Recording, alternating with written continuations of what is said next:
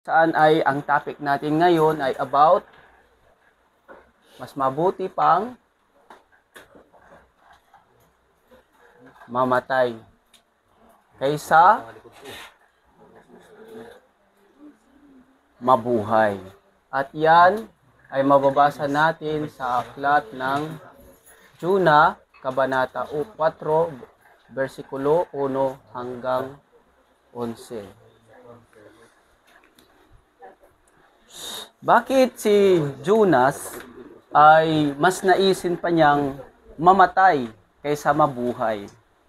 At bakit si Jonas ay galit na galit siya sa mga taong nasa Ninive? Una, nating malaman,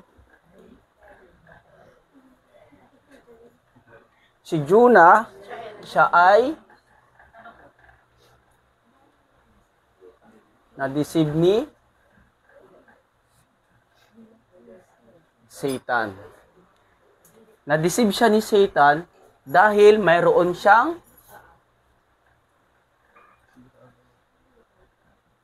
past life na kung saan ay marami siyang scars. Ano yung mga scars sa kanyang past life? Ang pinto noon, ang Israel na pinili ng bayan ng Diyos, kung saan ay si Jonas ay isang propeta ng Diyos, ang kabilin-bilinan sa kanila ng mga Israelita, sila ay mananahan sa lupang pinangakong Kanaan, na doon sila ay mabubuhay ng sagana. At dahil doon, sasakupin nila ang lahat ng mga tribo doon sa Kanaan. Pero anong nangyari? Nabaliktad. Imbis na sila ang maging tao doon na mamumuhay na masagana, nagkaroon sila ng tinatawag na pagkasakop, pagkaalipin, at nawasak na sira ang kanilang bayan. At isa na roon si Jonas na sa henerasyon na iyon, bata pa lang siya, nakita niya ang pagiging malupit ng mga taga Ninive. Actually, ang Ninive ay isang syudad ng Assyria. So, ang hari ng Assyria noon ay si Haring Artaxerxes, na kung saan ay naging malupit siya sa mga taga South Israel, na kung saan ay naranasan lahat ni Jonas nung bata ang lahat ng pasakit at pahirap na ginawa ng mga Asyriano. Isa na diyan ang mga taga Ninive, na kung saan ay mayan tulad din natin sa history ng Pilipinas, tayo ay sobrang naghirap sa nadanas natin nung tayo ay sakupin ng mga ibang mga dayuhan. Lalong-lalo na ang mga Hapon, na kahit na po ay sanggol, ay talaga namang grabe ang dinanas. Yung itatapon nila sa taas, tapos pagbagsak, itutusukin nila ng bayodata, no? Bayoneta. Ganun kalupit ang mga Hapon nung tayo ay nasakop ng mga Hapon. Ganyan na ganyan yung damdamin ni Jonas. Dahil sa kanyang nakaraan, nakita niya at naranasan ang lahat ng kalupitan na nangyari sa kanilang bansa sa pagsakop sa kanila ng Assyria. At ang pinaka-sentro ng Assyria ay ang Ninive. Kaya naman si Jonas ay kuot, galit ang nasa kanyang kalooban na ano, maghihiganti ako. Paglaki ko, maghihiganti ako. Kaya tumatak sa kanyang isip at puso ang paghihiganti. Kanino? Sa kanilang mga kalaban o kaaway na mga taga-Asyriano. Kung saan ay, isa na dyan ang Ninive. So, punong-puno siya ng sugat sa kanyang puso. Marahil tayo, sa ating mga nakaraan, hanggang ngayon, dalang-dala pa natin yung sugat. Na kapag kinante, nasage, lumalabas yung ating mga ugali at mga salita na hindi maganda. So, at least, doon na siya, natapos niya nang gawin yung kanyang mission, nag-antay siya. Naibahagi na niya na yung accurate gospel sa mga Ninive. At Ang ginawa niya pagkatapos niyang nagawa yung kanyang mission, ipangaral ang accurate gospel sa mga taga Nineve, expect niya na pagkatapos nun, itutuloy ng Diyos ang pagpaparusa sa mga Nineve. Kaya ang ginawa niya para makita niya, sumakay siya ng bangka, nandoon siya doon sa dagat, at nung pagkalaot niya, nandoon na siya sa disyerto, pinapanood niya yung syudad ng Nineve. Kaya tinitignan niya. Sabi niya, rightful. Ang ibig sabihin, karapat-dapat na na ang mga taga Nineve ay magkaroon ng distraction. Sabik na sabik siya, nag-aantay siya na, nagawa ko na yung mission ko. Ngayon, papanuurin ko na lang kung ano na yung darating sa mga kaaway na ito, sa mga taong ito. Ano yung expect niya? Magkakaroon, parurusahan ng Diyos na yung Nineve. Ibubuhos na yung galit niya, gugunawin niya na yung mga tao doon sa Nineve. Para din sa atin, na inaantay natin yung ating mga kalaban o kaaway na may mangyari sa kanila. Galit na galit tayo. Diba? Bakit? Hindi dahil sa ganung ugali, kundi mayroon tayong scars. Minsan, pinatawad mo na yung isang tao, pinatawad mo na yung ginawa niya nakaraan. Pero kapag nagawa ulit ng kunti, uungkatin mo pa kung ano yung mga nakaraan. At kapag may nangyari sa kanya, buti sa kanya, ipinaghiganti ako ng Panginoon. Natutuwa ka pa. Di ba? Hindi dapat ganun. Amen. Amen. You know na hindi tao ang ating kalaban at hindi tao ang gumawa nun sa atin. Amen. Kundi siya at ako, tayong lahat ay biktima ni Satanas. That's why, kapag nakita natin yung tao na gumawa ng masama sa atin, ay mayroong nangyari sa kanyang hindi maganda, huwag tayo matutuwa. Ano mo yun? Na hindi ka makiganti. Bakit? Kasi mas malakas siya. Mas makapangyarihan siya. Kaya aping-api ka, kawawa ka. Pero pinalangin mo sa Diyos na, Lord, ikaw nang bahala sa kanya. Sabi mo naman, sa iyo ang paghihiganti. Nabalataan mo, may nangyari sa kanyang hindi maganda. Lord, thank you sa answered prayer. Answered prayer ba yun? Hindi. Natutuwa ka pa ba na yung kalaban mo o kaaway mo ng api sa iyo ay may nangyari sa kanya? At sasabihin mo, Lord, salamat po, ipinagaganti mo ako. Huwag ganon. Siya at ikaw, parehas lang kayong biktima ni Satan. Amen. Amen. Marami ganyan, mga Kristiyano. Pinagpipray, Lord, sabi mo sa iyo ang paghihiganti. Kaya bahala ka na. Pag nabalitaan na may nangyari sa taong iyon na gumawa sa kanya, natutuwa. Akala niya pinagiganti ng Diyos. No. Huwag niyong kalilimutan. Yung tao na gumawa sa inyo ng isang bagay na hindi niyo nagustuhan, na hindi niyo nagawang magiganti, o wala kayong kalaban-laban sa kanya, at may nangyari sa kanya, huwag kayong matuwa. Amen. Kundi, mas naisin niyo na siya ay ipag-pray. Amen. Amen? Kasi siya din at ikaw ay biktima lang din naman ni Satanas. Kung ikaw ay may scars, sila din may scars din. Walang tao sa mundong ito na ipinanganak na walang pangunahing problema. Resulta lang itong mga to. Amen? Kaya tignan mo si Jonas. Dahil sa mayroon siyang past life, scars, nakita niya na, aantayin ko na itong mga taong ito, parusahan na sila ng Diyos. Bakit? Nagawa ko na yung mission ko. Ang sabi ng Panginoon, ibubuhos niya ang kanyang puot at galit. Once na ang mga taong ito ay nagpatuloy sila sa kanilang mga pagkakasala, hindi sila kumilala sa tunay na Diyos. Dahil ang Diyos ng mga Nineve na ito ay hindi tunay na Diyos, Diyos-Diyosan. Sabik na sabik siya, nag-aantay siya, para bang telenovela, napapanoorin niyang sabik na sabik, mapanood na ang pagkahukom ng mga taga Nineve. Hindi ganon. Tayo din po, wag natin pong atog dito magkakaroon ng ganong kaisipan sa ating mga kapwa, kahit na anong ginawa nila sa atin. Amen?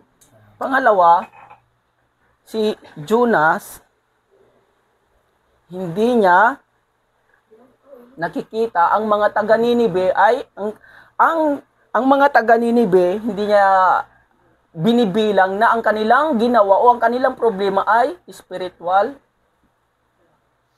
problem. Kaya naman ganun na lamang siya napupuot sa mga taga Ninibe na kung saan ay yung kanyang past life ay nandoon pa rin. Inaantay niya na mayroong mangyari sa mga tao doon sa Ninibe na distraction na kung saan ay ang kanyang kaisipan ay dapat ipaghaganti kami ng aming Diyos sa mga ginawa ng mga taong ito sa amin. Yun yung kanyang nakikita, hindi spiritual problem, kundi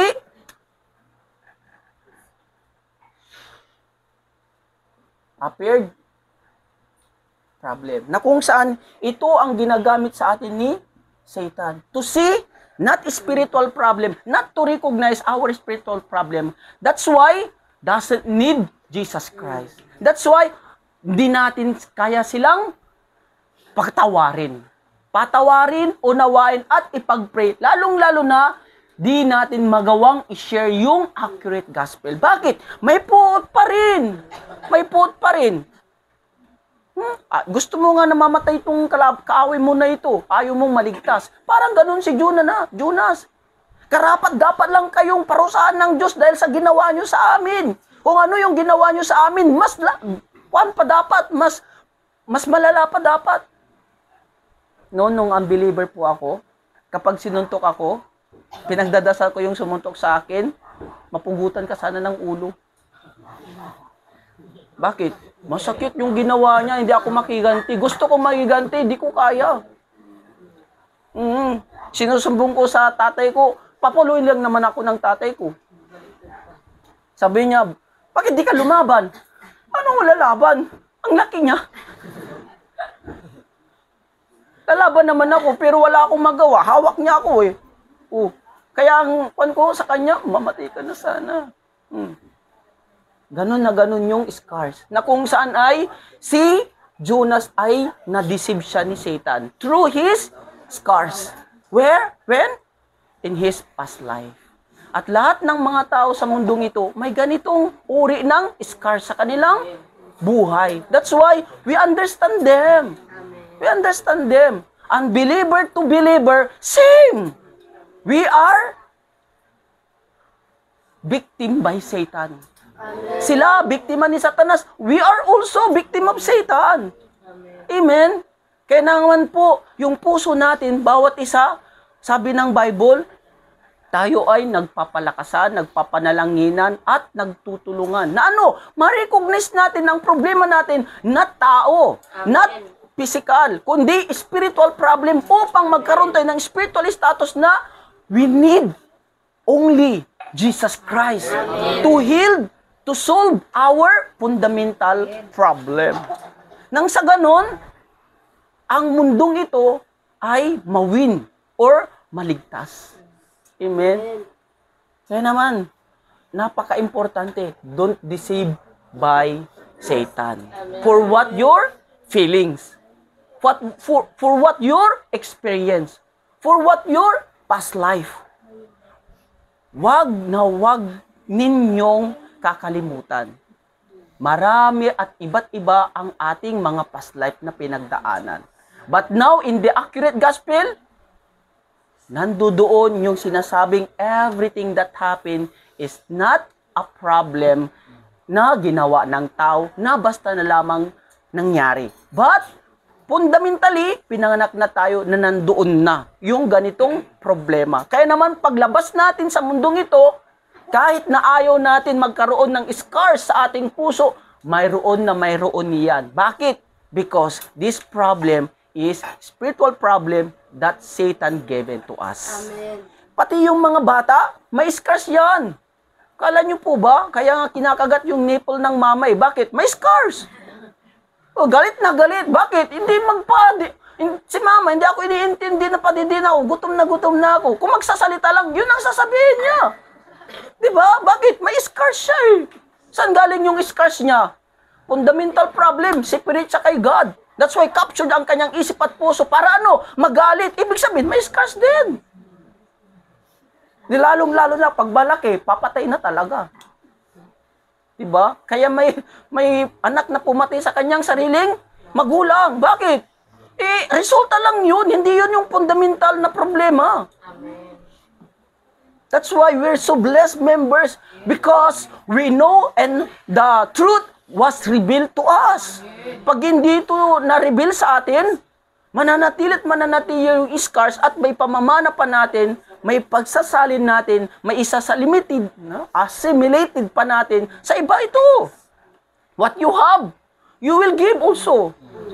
Pero kahit na hindi mo ibibigay, sila din, mayroon din. Kaya talagang bigayan kayo. Bigay ka ng scars sa kanya, siya rin bibigyan ka rin ng scars. Diba? Kung anong scars sa kanya, anong scars ako, palitan kami. Hindi na matapos-tapos yung scars. Why? Hindi naman yan yung fundamental problem eh. Results lang yan ng fundamental problem. That's why, nalaman na natin ang accurate gospel, ang dapat natin gawin, huwag tayong magpa-deceive kay Satan. Amen. Once na mayroon tayong narinig, once mayroong gumawa sa atin, don't forget, spiritual problem ito. Hindi siya. Hindi rin ako. Parehas kaming biktima. Amen? That's why, hindi ka magagalit sa kanya. Matutulungan mo pa siya. Na ma-healed yung kanyang scars. Through what? Prayer and showing the love of Jesus Christ to them. Amen? Pangalawa, si Jonas, siya po ay walang forgiveness. Siyempre naman, dahil sa scars, magagawa niya bang magpatawad sa kanyang mga kalaban o kaaway na mga taga-Ninibe? Cannot. Ano ba ang ibig sabihin ng forgiveness? Ang forgiveness, ikaw ay nakalaya sa free from your sin. What kind of sin? Separation from God. Jesus Christ said, ang hindi magpatawad sa kanyang kaaway ay hindi rin siya patatawarin ng Diyos. Then, kaya natin magpatawad sa ating kaaway? Cannot. Bakit? Ang pagpapatawad, ito'y grasya ng Diyos. Ito'y biyaya ng Diyos. Actually, hindi tayo mapapatawad ng Diyos dahil sa ating kasalanan, pero dahil sa ginawa ni Kristo sa krus ng Kalbaryo, tayo ay pinatawad ng Diyos. Kahit na anong gawin natin na devotion, sacrifice sa Panginoon, hindi tayo mapapatawad ng Diyos gaya ng Katolik noon. Na magdasal ka na kaluhod, mayroon ka pang hawak na bendita mula sa gate hanggang sa altar. Umiiyak ka, patawarin mo ako, Panginoon. Hindi pa sapat. Kinuha mo yung kahoy, ginawa mong krus, binitbit mo pa hanggang sa bundok para hindi pa makontento at maging sapat, makumpleto. Ipako mo yung dalawang mong kamay, pati yung paa mo. Masabi lang mapatawad ka, hindi pa rin sapat. Bakit? Hindi naman talaga mapapatawad ang ating kasalanan sa ating mga gawa, devotion or sacrifice, kundi sa ginawa ni Kristo. Amen. Dahil sa ginawa ni Kristo at nanalig tayo sa ginawa niya, tinanggap natin yung ginawa niya sa atin, that's why God forgive us. Not because of our character, not because of our ability, not because of what we are, but God forgive us for what Jesus Christ, He has done for us. When? In the cross of Calvary. Where? Sa Calvary po. That's why you are so blessed. Amen. Na kahit ikaw ay rapist, maritis, maritus, marisil, marisol, marisal. God forgive you no matter what you have done. Why? Because Jesus Christ died for you. For you to be free from scars. Kung saan ay Satan's trap. Amen? Kaya naman po, nung si Jonas ay nakita niya na ang Nineveh ay hindi na-destroy, pero mo, speak niya, wawasakin ng Diyos ang Nineveh, pero hindi nawasak. Kaya, nanatili yung kanyang hatred. Walang pagpapatawad. Speak niya, wawasakin na ng Diyos. Pangako ng Diyos, wawasakin niya ang Nineveh. Pero hindi niya winasak. That's why nanatili yung kanyang hatred. Tayo din, marami tayo ring pinakaka-hatred. Lalong-lalo na sa mga biktima ng rape. Yung biktima ng rape, hatred na hatred siya sa mga lalaki. Di ba? Tapos yung mga na-scam, hatred na hatred sila sa mga manluluko. Di ba? Tapos, ang daming mga hatred na inilagay ni Satan sa atin. That's why, like Jonas, magkaroon po tayo dapat ng healing. Amen. Anong healing? Spiritual healing. Kasi kahit napipilitin nating magpatawad, kung hindi naman nakakalaya tayo kay Satanas, cannot. Dapat tayo makalaya sa kay Satanas kung saan ay yung tinatawag na fundamental problem. Papaano? When Jesus Christ come to our heart and filled us with the love of Christ, kahit na hindi ka dapat mahalin, mamamahal mo siya ng buong tapat. Why? Because Christ's love is unconditional love. Amen. Hindi siya nananangi na nagtatangi. Namimili. Bakit? He understands each and everyone that we are all victim by Satan. That's why he loves us. Hindi lamang believer, but also unbeliever also. Hindi lang yung mga mababait na nagde-devote ng mga Christian, but also doon sa mga tamad din na Christian. Walang pinipili ang Diyos. Rapist man yan, criminal pa man yan, manluluko pa man yan, kaya niyang mahalin. Bakit? Dahil unconditional ang pag-ibig ng Diyos. Like us also, if we are, the gospel ay naging gospelization sa atin, ibig sabihin, full tayo ng gospel, yung presence ng Diyos ay nararanasan natin, lahat ng makita natin, mahal natin. Mahal natin. Pag nakita mo yung nag-aaway, mamahal mo sila. Pag nakita mo yung manluloko, mahal mo siya. Pag nakita mo yung kaaway mo, mahal mo na siya. Hindi dahil nanggaling sa pagmamahal mo, kundi yun yung nagsashine o kaya nagsusustain ng pagmamahal ni Kristo sa iyo. Kaya ang anong ugalian natin, yung mabago yung ating spiritual status. Paano mababago yung spiritual status natin? Paano ma-heal yung ating mga scars? Kailangan yung gospel ma-imprint, ma-root, at maging nature. At paano ma-imprint, ma-root and nature yung gospel? Upang ganun ay mag-gospelize natin ang gospelization. Attend and listen, concentrate sa accurate gospel. Amen. And also, meditate the gospel, meditate the message. Hindi lang narinig, tapos na. Hindi lang naisulat, tapos na. No. Pagka narinig, pagka sinulat, pray. Amen. Bring it into prayer. What kind of prayer? Meditation. Prayer. Meditation prayer. Alam niyo po ba, habang pinagpipray niyo po ang message, nakaka-receive kayo ng spiritual power. Anong ibig sabihin ng spiritual power? All Satan putting you scars, wawasakin, mawawasak. Then, you receive healing. Amen? That's why, forgiveness, it's not came from us. It's a grace of God. Amen. Through what? Through accurate gospel by the power of the Holy Spirit. Pangatlo, si Jonas, nagalit siya nung yung plan ay na wither. Tama ba yung spelling? Tama ba? Bakit siya nagalit? Dahil yung kanyang tawag dito, yung kanyang self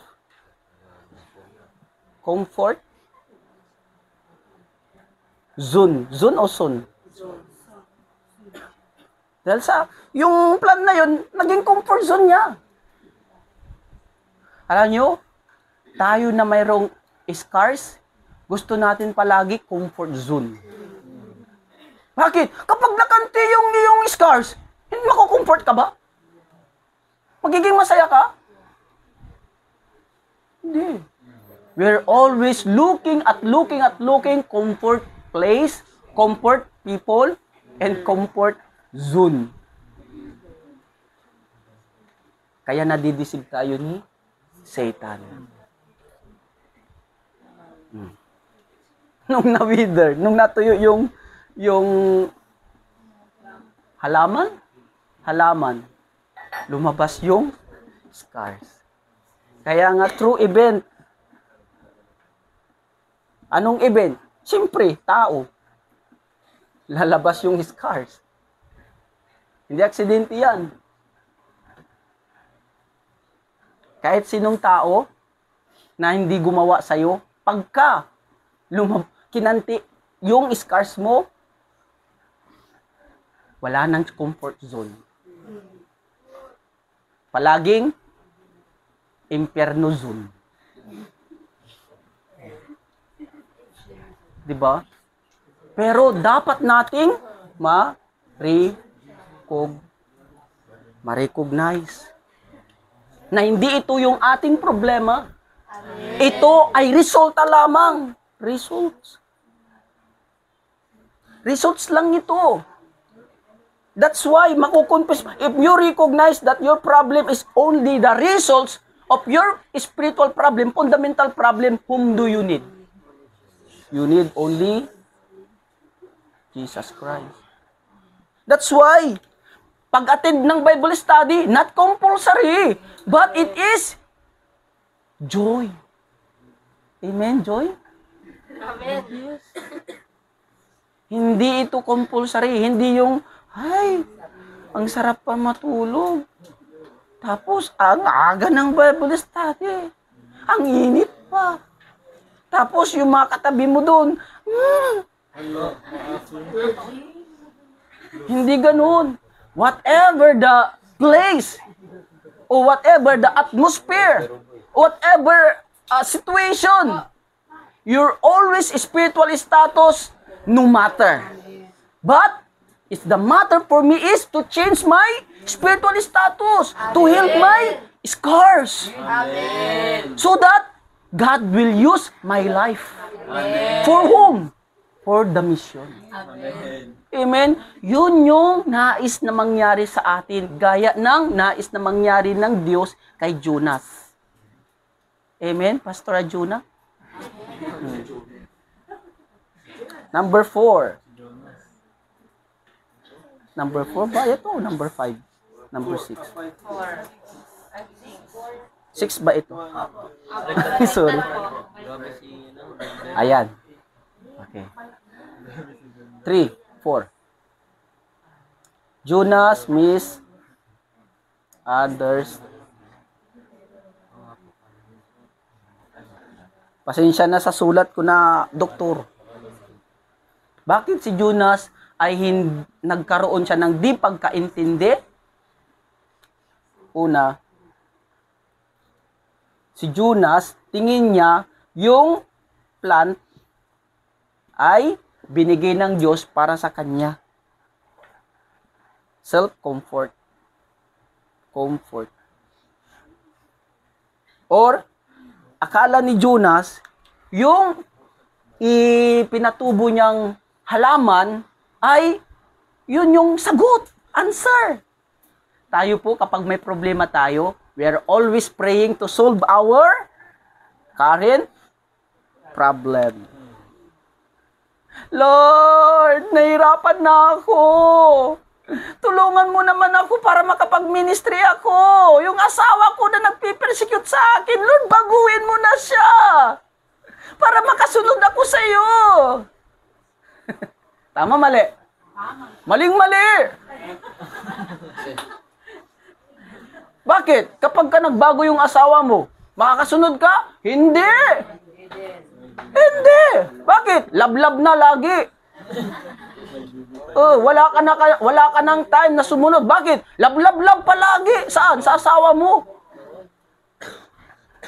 Nagbago man o mayroong mang hindrances sa pagsunod natin sa Diyos o walang hindrances, if you really know what is the field, that the field was covered by the thick darkness without deliver the gospel, the world was destroyed by Satan's trap and snares and frame. You cannot obey, you cannot follow what God wants. That's why, mission, there's no condition. Amen. Hindi, Lord, gusto kong pumunta sa mission sa Masbate. Lord, provide mo ang pamasahe ko. Tama, mali? Tama, mali? Tama o mali? Pwede kayo sumasagot. Tama o mali? Paano kung hindi nag-provide? Pupunta ka pa rin ba sa mission? Pupunta ka kahit nawala kang pera pamasahe. Bakit? Pag nandun ka naman, di ka na pababalikin. Di ba? Tignan mo si Jonas. Si Jonas mismo. Ayaw niyang pumunta sa misyon. Pero ano nangyari? Nung nilunok siya ng isda, nandun pa rin naman. Amen. Di ba? Eksakto pa Ninibe. Hindi importante yung kondisyon. Ang importante, yung heart mo sa misyon. Tama? Kung ang puso natin ay equal sa puso ng Diyos, no matter, answer or not, healed or not, Amen. blessing or not, no matter. Amen. Bakit? Kasi alam ng Diyos kung ano yung laman ng puso natin. Kaya ganun si Jonas. Akala ni Jonas, makakatakas siya sa mission niya. Tuloy, nakaranas pa siya ng absolute condition. At dahil sa absolute condition, sino ang nasunod? Sino ang nagtagumpay? Yung will ni God. Na ano? Pumunta siya sa ni V. Kaya napaka-bless po natin na kahit na ayaw natin, ang kalooban pa rin ng Diyos yung nasusunod. Ngayon nga lang, napapahirapan pa tayo. Kung ayaw natin mapahirapan, edi sumunod na lang kahit na mahirap. Amen. Di ba? Ano gusto mo? Mahirapan muna? O kahit na nahihirapan, sumunod ka? Mahirapan. Pero baliktad karamihan sa atin, gusto munang mahirapan. At kapag natuto, tsaka siya susunod. Bakit? Hindi naman sa atin. Dahil sa scars natin. Dahil sa scars. Buti na lang, ang Diyos ay punong-puno siya ng habag-awa sa atin. Na hindi niya tinitignan kung ano ang mayroon tayong karakter or ano ang mayroon tayong dinadala. Ang mahalaga doon, once na pinangako niya, hanggang sa dulo, totoo pa rin niya. That is our journey of our covenant. Hindi yan Jesus Christ journey of our covenant. Kaya GC. Amen? Mga minamahal na kapatid, nawa sa mission na tinanggap natin sa ating Panginoon as you a pastor, as you a church officer, as you a leader, as you a member of Tumana Good Seed Mission Church, Silangan Good Seed Mission Church, let us live, not died. Amen. But to die in the gospel, mas better. Amen? Amen. Mas better. Mamatay dahil lang sa mission o dahil sa gospel. Nung pumunta tayo sa Masbate, akala natin katapusan na. Pero dahil sa mission, wala. Igano naman pag namatay ka dahil sa mga hinanakit, mga sama ng loob, o hindi pag, di ba, mas maganda na mamatay ka dahil sa mission na lang. Amen? Lalong-lalo na sa mga kabataan. Let us live for mission. Not to die because of scars or problem in our lives. Died for Christ is, died for Christ is not in vain. Amen? But to die into the problem, very, very problem. Amen? That's why we must die in Christ for the sake of gospel and evangelism. Let us give our lives. Let us bet our lives. Bakit? Sabi ng 1 Corinto verse 15 verse 58 na, be strong and be courageous because your labor in the Lord will not in vain. Amen. Kaya nga nakarating dito ang accurate gospel dahil sa mga sakripisyo ng mga misyonaryo. Like our senior pastor in Samonim. Like our pastoral staff. Without their lives, who give their lives for the sake of accurate gospel, doing mission and evangelism, hindi po tayo mapapagaling sa ating scars. Hindi tayo makakalaya sa Satan's trap. Then, what about now in our generation or age or sa panahon natin ngayon? Willing po ba kayo ibigay ang natatanging pagkatawag sa atin ng Diyos? Kung magagaya nyo si Jonas, marami kayong absolute condition na pagdadaanan. Pero kung nabago na ang spiritual status ninyo, ready na kayo. Amen? Sino na dito ready? E-bet yung buhay niya for the sake of gospel and evangelism. Amen. Then let's go! Amen. Let's pray. Aming Ama, nagpapasalamat po kami sa accurate gospel na tinanggap namin sa inyo sa buhay ng aming senior pastor in Samonim. Salamat po na ginamit niyo po sila upang kami, Panginoon, ay ma-healed ang aming mga emotional wound na kung saan ito ang Satan's trap and Satan's frame, Satan's snares sa amin, na ito ay nawasak, na-solved by the power of the accurate gospel. Using our lives, O God, Lord, as your instrument of God to be a witness of the accurate gospel in our family, in our neighbors, especially, Panginoon, sa lugar o field na pagdadakuan niyo po sa amin. At ito po ang aming dalangin sa pangalan ng aming Panginoong Hesus. Amen.